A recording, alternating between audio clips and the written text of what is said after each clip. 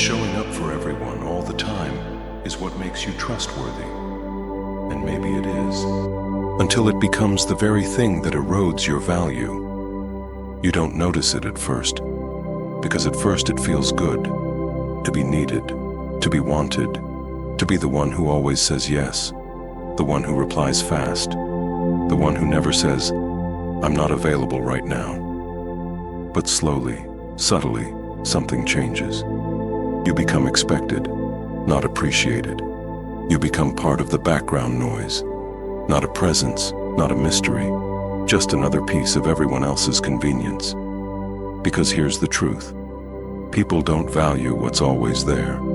They value what they have to reach for, what isn't so easy to hold, what doesn't constantly show up just to be accepted. And when you are constantly reachable, you lose your edge. You train people to expect access without effort. You condition them to believe that your time, energy, and emotional space are theirs for the taking.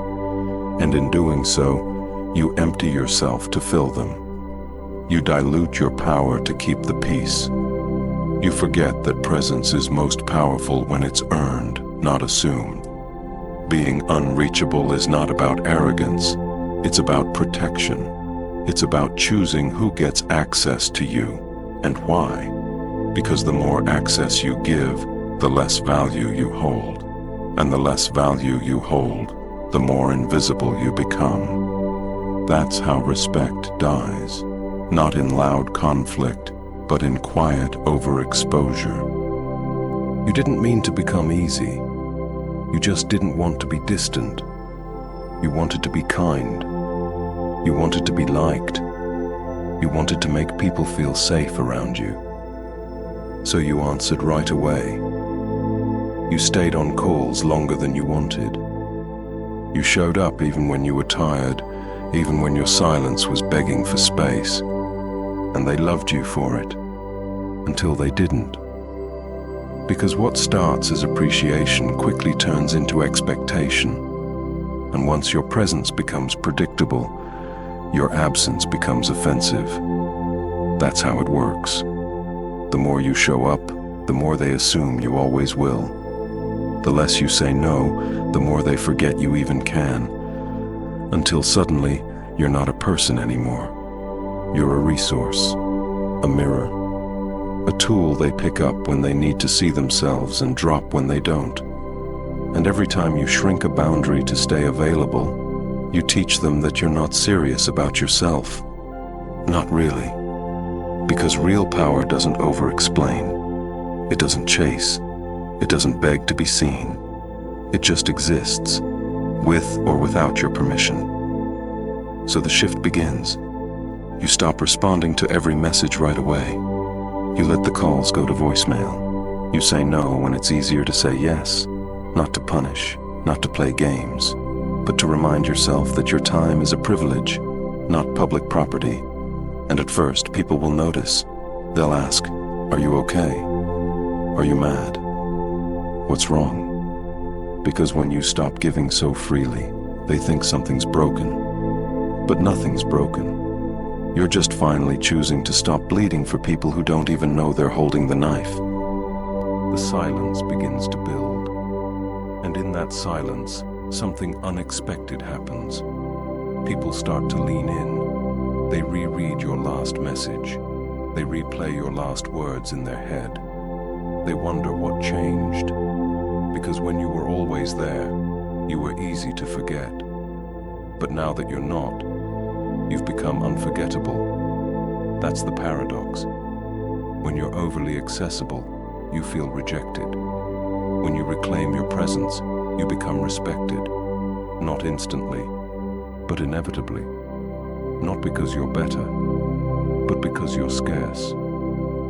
Scarcity isn't about withholding to manipulate. It's about not needing to prove anything.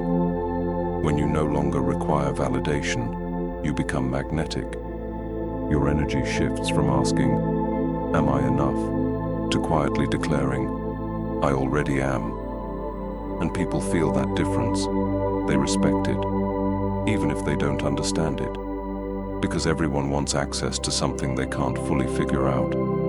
They're drawn to mystery, to presence that doesn't explain itself, to confidence that doesn't beg for attention. So you become that, not because you're performing, but because you finally stopped. If you're tired of giving your presence to people who treat it like background noise, subscribe and hit the bell, because in the next video, we'll explore what happens when your silence becomes so loud they can't stop hearing it. When you shift your energy, the world doesn't stay quiet. Some people will call you cold. Some will call you arrogant. Some will say you've changed. They're right. You have. You've stopped watering relationships that only grew when you shrank. You've stopped making excuses for people who loved your openness but disrespected your space. And in their eyes, distance feels like punishment. But for you, it's medicine. You're not being difficult. You're being deliberate. Because there's a difference between being kind and being accessible. There's a difference between being understanding and being a doormat. And the longer you confuse the two, the longer you delay your own power. So they react. They test you. They push buttons that used to work, but you're no longer plugged in. And that confuses them. Because the version of you they knew was built on pleasing, on approval, on, are you okay with this? Even when it broke you inside. Now you don't ask, you decide. And that terrifies people who only knew how to connect through control. Because distance forces a question they're afraid to answer. If I can't control your access, do I still matter to you? And maybe they do. But not at the cost of losing yourself again. You don't owe anyone the old version of you just because they're comfortable with it. You don't need to keep being reachable just because they liked the convenience. This is your shift, your pause, your clarity, and no one has to understand it. For it to be real, something happens when you stop needing people.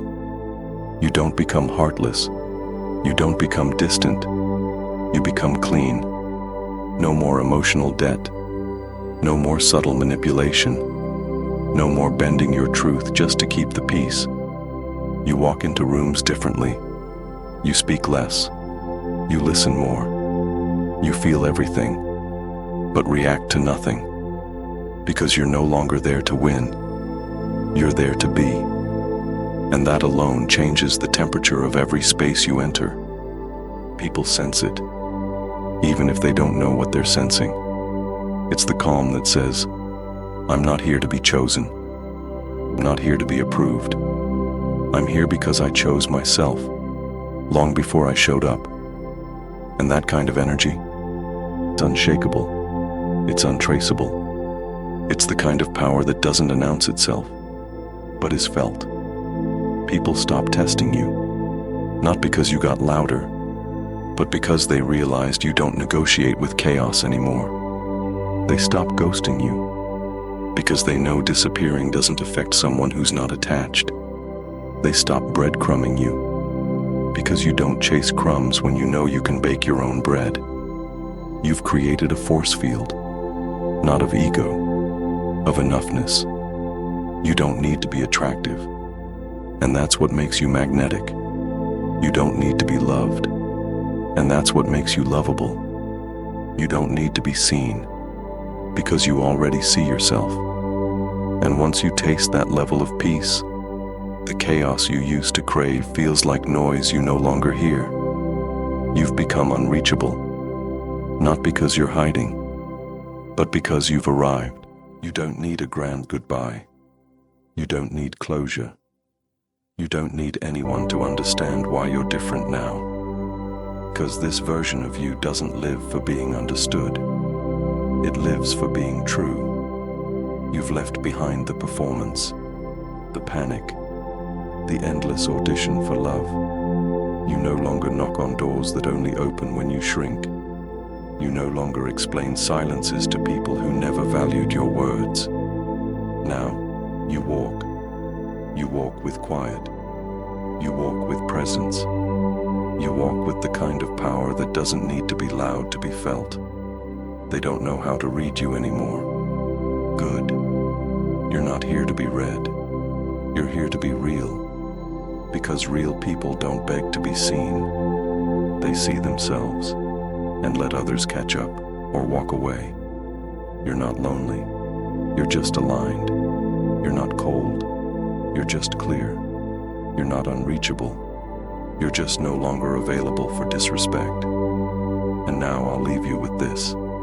If you stopped replying, who would still respect you? Tell me in the comments.